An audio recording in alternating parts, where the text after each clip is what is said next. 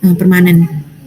Dia biasanya akan masuk ke bagian dalam dan menimbulkan komplikasi yang cukup parah. Gejalanya bervariasi mulai dari gangguan pendengaran konduktif, nyeri kronis, otori, dan vertigo.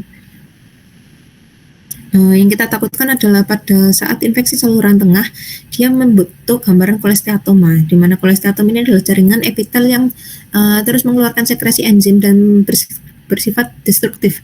Jadi dia akan mengerosi tulang-tulang yang ada di sekitarnya, sehingga prosesnya akan terus berjalan menyebabkan kerusakan dari tulang-tulang yang ada di regiotemporal atau di tulang-tulang pendengaran, yang otomatis akan berkomplikasi cukup parah ya untuk pasien.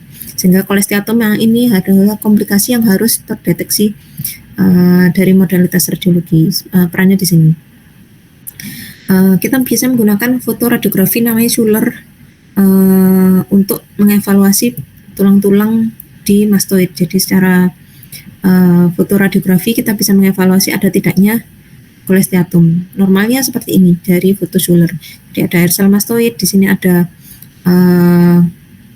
external acoustic meatus, dan di sini mandibula. Di sini harusnya letak dari perselubungan seandainya bila ada mastoiditis.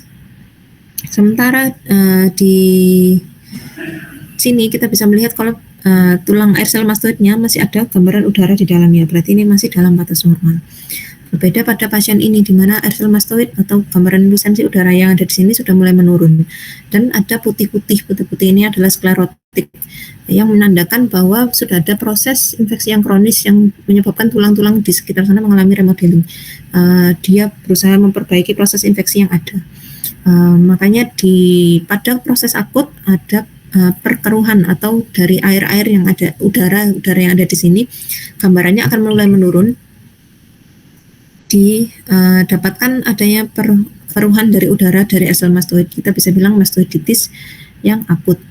Sedangkan pada proses kronis seperti ini, jadi ada peningkatan dari warna tulang-tulang yang ada di sekitar ini, atau kita bilangnya sklerotik yang diffuse pada air sel mastoid dan segitiga periantral atau citely angle.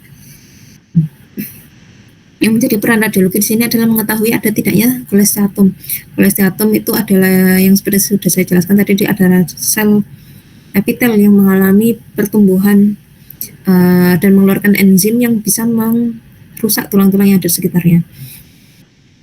Jadi kita mencari area yang radiolusen, karena kan dia adalah area yang mengalami pengikisan akibat dari enzim-enzim yang diproduksi oleh kolesteatoma itu sendiri. Pemeriksaan ini sebenarnya sudah cukup banyak ditinggalkan. Paling banyak adalah digantikan dengan pemeriksaan CT scan atau HRCT. HRCT itu sebenarnya CT scan yang high resolution CT scan. Jadi dia memiliki potongan yang lebih tipis dibandingkan CT scan biasa dan difokuskan pada mastoid. Jadi HRCT, CT scan, mastoid. Di sini kita bisa melihat perbedaannya. Di sini adalah tulang-tulang pendengaran mulai dari malleus, incus, dan stapes. Normalnya seperti ini. Jadi tulang di sekitarnya adalah gambaran lusensi udara. Berbeda dengan yang sebelah kiri, di mana di sebelah kiri kita bisa melihat tulangnya sudah mulai tidak berbentuk normal dan ada perselubungan di sekitarnya atau lesi isoden di sekitarnya. Tulangnya sudah mulai perubahan bentuk, artinya tulang-tulang yang di sini mengalami erosi akibat ada jaringan lusen perselubungan yang di sekitarnya. Jadi perselubungan ini kita bisa curiga bahwa dia bukan air biasa, tapi ada kemungkinan dia adalah jaringan kolesteatum. Sehingga yang sebelah kiri adalah kolesteatum. Kita bisa bilang otomastoiditis dengan kolesteatum. Oke, itu dari pemeriksaan radiologi. Yang paling sering dimintakan memang Schuler, HRCT mastoid, dan Waters atau sinus paranasal. Modalitas yang lain mungkin ada USG. USG biasanya digunakan untuk evaluasi abses bila ada, terutama di regio coli atau di regio submandibula.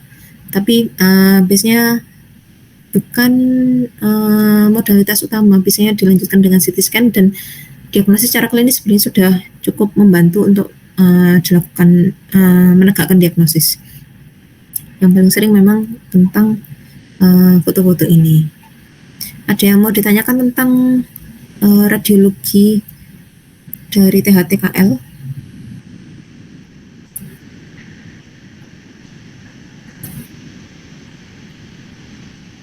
Kalau tidak ada, saya lanjutkan ke farmako. Jadi ini sedikit tentang farmako. Paling sering kasus-kasus yang ditemukan adalah ini swimmer ear atau otitis eksterna, otitis media, rinitis alergi, sinusitis cold atau radang akut, faringitis, nasofaringitis, inflamasi, dan juga batuk. Ini yang akan saya bahas sebenarnya banyak pada pengobatan topikal atau dikarenakan organ THT adalah organ luar ya, maksudnya bisa diakses dari langsung topikal, jadi pengobatannya biasanya diberikan secara topikal, walaupun sebenarnya ada beberapa kondisi yang membutuhkan efek sistemik. Tapi pengobatan topikal ini masih menjadi pilihan utama untuk pengobatan kasus THT. Di sini ada beberapa obat yang akan jadi fokus pembahasan, yaitu dekongestan, antihistamin, mast cell stabilizer, dan serum menolitik. Yang pertama kita sedikit refresh tentang sistem saraf otonom. Jadi sistem saraf otonom diperankan oleh simpatik dan parasimpatik. Nanti kita akan membahas sedikit tentang sistem simpatetik, sistem berfokus pada reseptor alpha beta 2 antagonis. Jadi ini sedikit tentang sinusitis. Yang sinusitis tadi dari secara radiologis kita bisa membedakan apakah sinusitis ini odontogenik atau non odontogenik. Jadi sinusitis dapat disebabkan oleh infeksi pada gigi atau kita bilangnya odontogenik, atau sinusitis non odontogenik yang biasanya disebabkan oleh proses alergi. Pada proses alergi biasanya penyebabnya karena sistemik, maksudnya ada infeksi pemicu yang menyebabkan proses peradangannya adalah keseluruhan, sehingga prosesnya biasanya berlangsung secara keseluruhan dari maksilaris kanan kiri kena, frontalis mungkin bisa kena kanan kiri, etmoidalis kena kanan kiri. Sedangkan pada proses yang odontogenik, karena bagian sinus yang paling sering kena berkaitan dengan gigi adalah sinus maksilaris. Jadi biasanya dia hanya berfokus pada satu gigi saja. Satu sinus saja.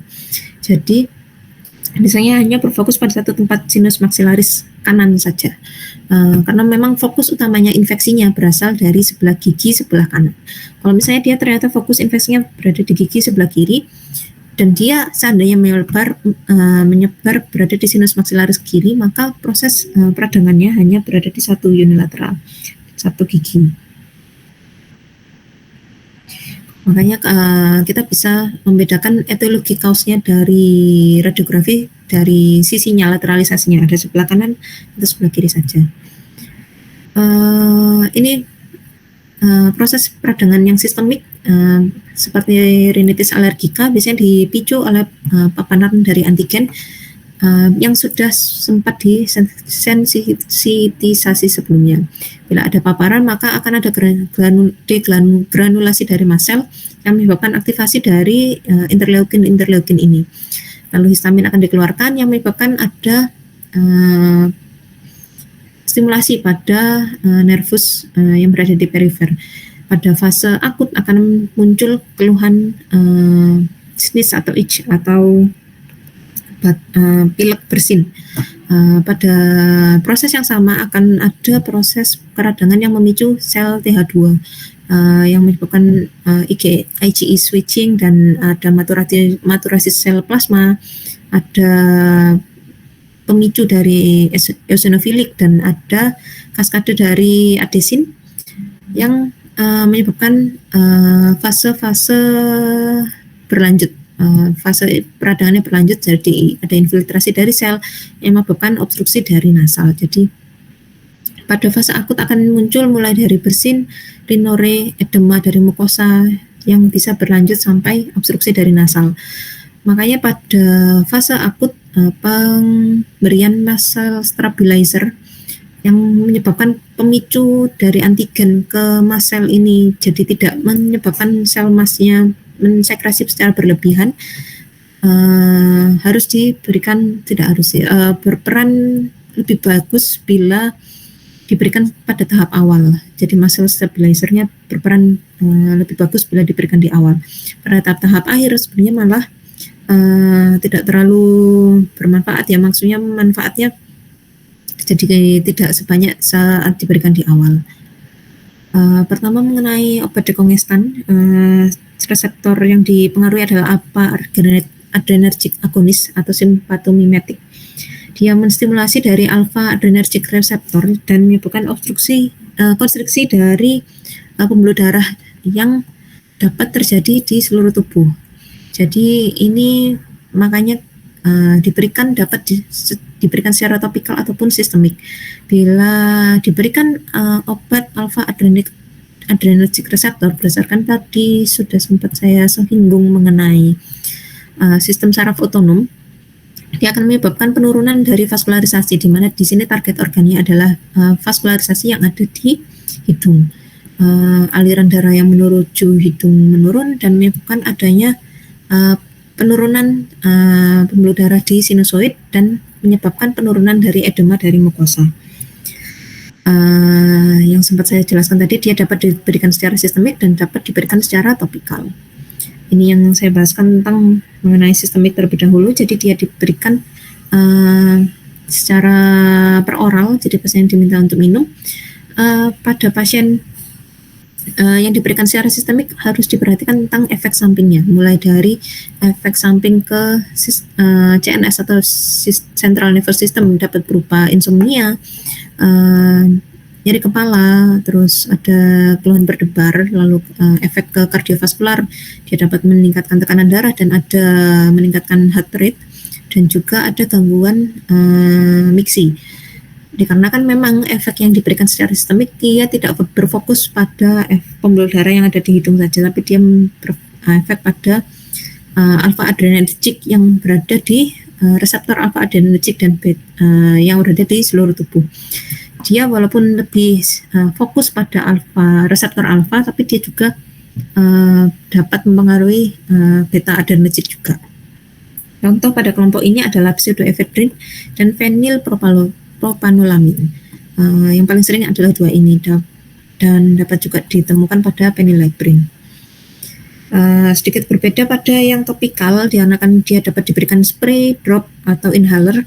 Dia efeknya lebih tidak sistemik, jadi dia berfokus pada area hidung saja. Dia dapat berupa spray. Kalau spray dia lebih bagus ya, maksudnya dia berfokus pada area yang ada di hidung saja, onsetnya lebih cepat dan coveragenya lebih baik dan tidak mahal tapi dosisnya biasanya tidak bisa ditentukan secara pasti dan sering mengalami sumbatan. Sementara pada yang tetes atau drop, dekongestan drop, dia dapat diberikan pada anak-anak, namun dapat memiliki, karena packaging obat ya, packaging obat dia biasanya resiko lebih tinggi mengalami kontaminasi, sedangkan pada anak-anak kita bisa berusaha menjaga sterilitasnya. Pada inhaler biasanya digunakan pada yang lebih dewasa, biasanya lebih mudah untuk dibawa daripada yang diberikan secara drop. Efek samping biasanya lebih lokal, jadi bisa muncul ada iritasi atau kongesti yang rebound, jadi bergantung pada penggunaan dari dekongestan topikalnya. Jadi begitu efek obatnya habis, langsung muncul kongestif yang lama. Jadi harus muncul seakan seperti ketergantungan. Contoh-contoh pada topikal dekongestan adalah ephedrine, silometazolam dan oxymetazoline, dan juga epatropium bromida.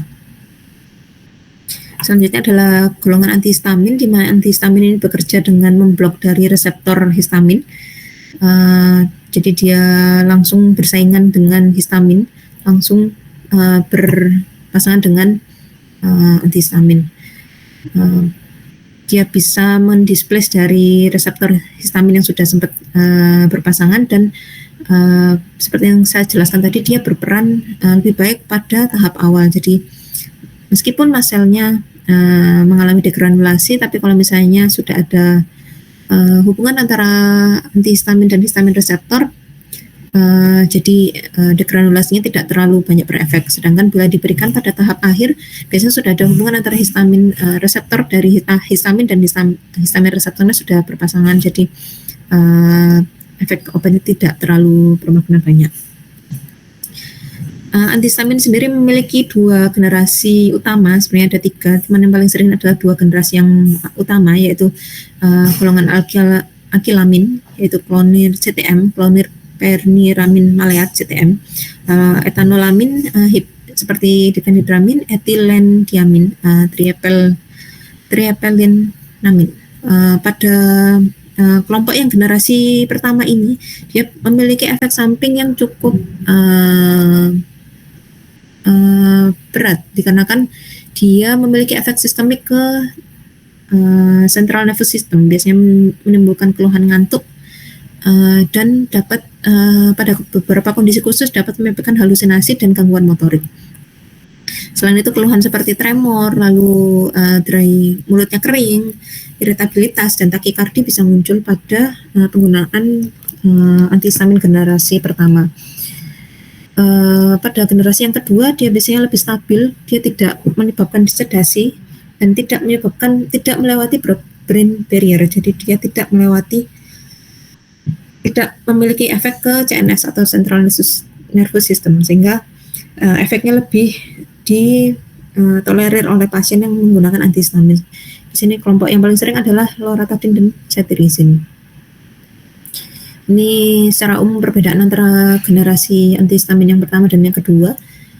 Jadi dia lebih selektif pada generasi yang kedua, dan dia tidak melewati blood-brain barrier, dan juga dia tidak memiliki efek sedatif, sehingga biasanya efeknya lebih diharapkan pada kelompok generasi antihistamin yang kedua.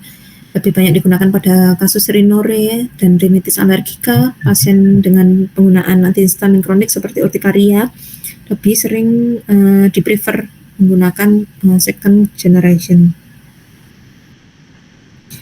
Lalu pada pasien yang generasi pertama biasanya digunakan pada kondisi yang lebih berat. Biasanya digunakan pada pasien yang mengalami agitasi, bahkan beberapa kasus efek yang diharapkan justru adalah efek ke central nervous systemnya, seperti pasien yang mengalami agitasi atau mengalami kemoterapi. Terkadang justru diharapkan adalah penggunaan antihistamin generasi pertama. Selanjutnya adalah mast cell stabilizer. Di sini yang paling sering adalah beta 2 adrenergic agonist. Ada beberapa jenis lain yang nanti tidak akan terlalu saya bahas. Di sini biasanya diberikan pada kelompok yang pada tahap awal yang jelas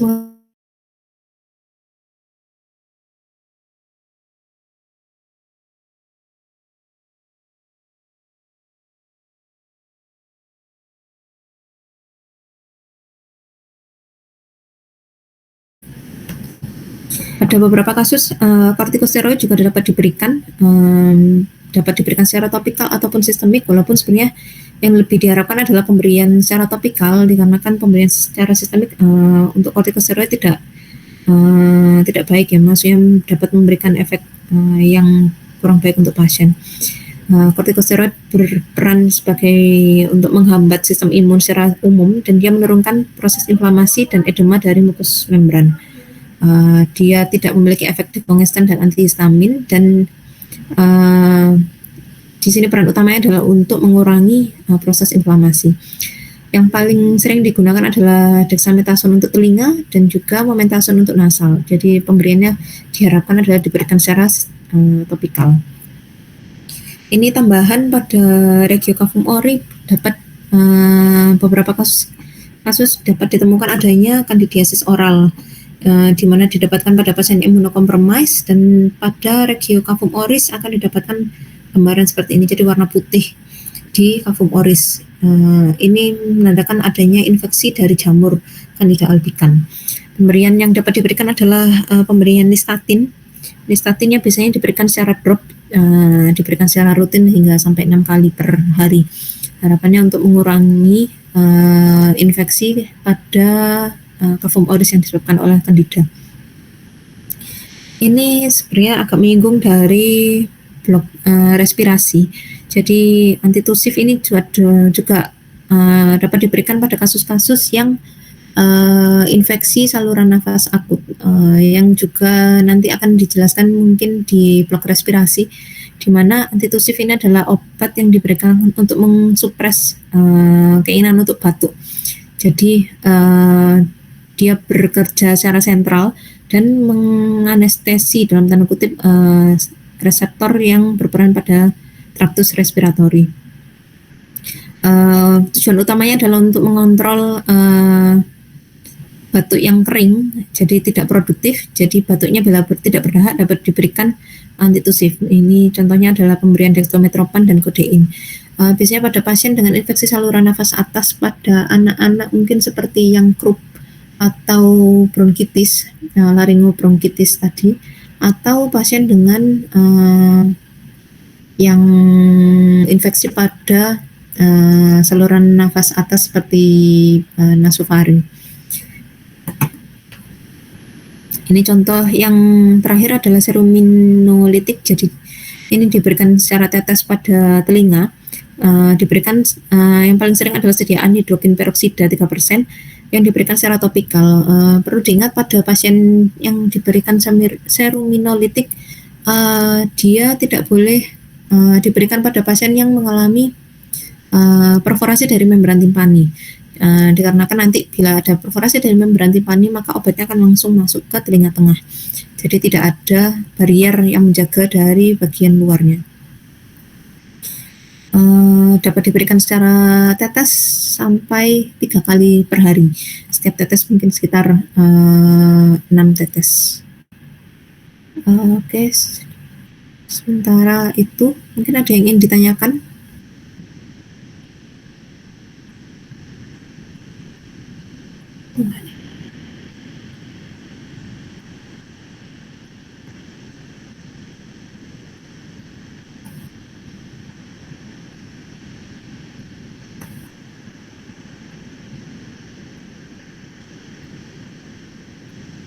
Ini semester berapa ya?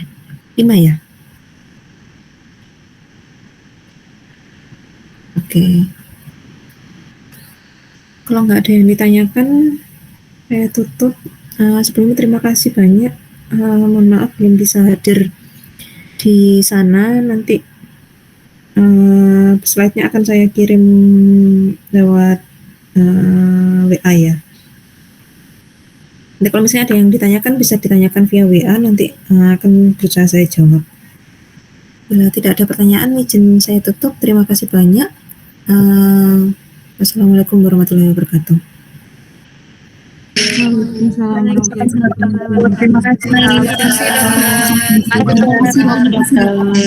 Terima kasih dokter.